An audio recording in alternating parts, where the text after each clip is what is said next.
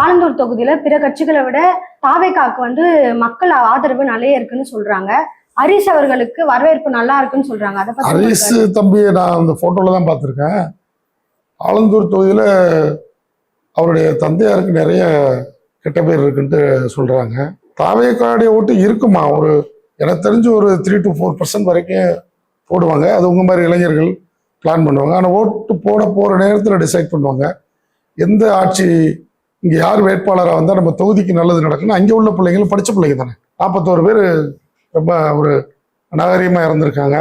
அதை அவர் போய் நேரடியாக பார்க்க முடியல, அதை ஷார்ட் அவுட் பண்ண முடியல, இங்கே வர வச்சு பார்த்தாரு. அதெல்லாம் டென்ட் மாறிடுச்சுமா. அவன் வரும்போது இருந்தது, அது இல்லாமலாம் இல்லை. அண்ணன் சீமான் எத்தனை வருஷம் ஓடிட்டு இருக்காரு, 15 வருஷம் எதுவுமே பண்ண முடியல. அச்சீவ் பண்றதுக்கு மக்கள் தான் எஜமானியர். நான் 2 முறை கவுன்சிலரு, ஓட்டுக்கு பணம் கொடுக்காம வந்தாலும் நம்புவீங்களா? வார்டு மெம்பருக்கு சென்னை மாநகராட்சியில் 200 கவுன்சிலர்ஸ்ல நான் தான் தினமலர் ரிப்போர்ட்டை நீங்க எடுத்து பார்த்தீங்கன்னா தெரியும். ஓட்டுக்கு பணமே கொடுக்காம வந்தாலும் ஆக்டரை வராரு, அவர் வராரு, அதெல்லாம் எம்ஜிஆர் தான்மா. எம்ஜிஆர் இன்னைக்கு வணங்குறாங்க, அம்மா வணங்குறாங்க.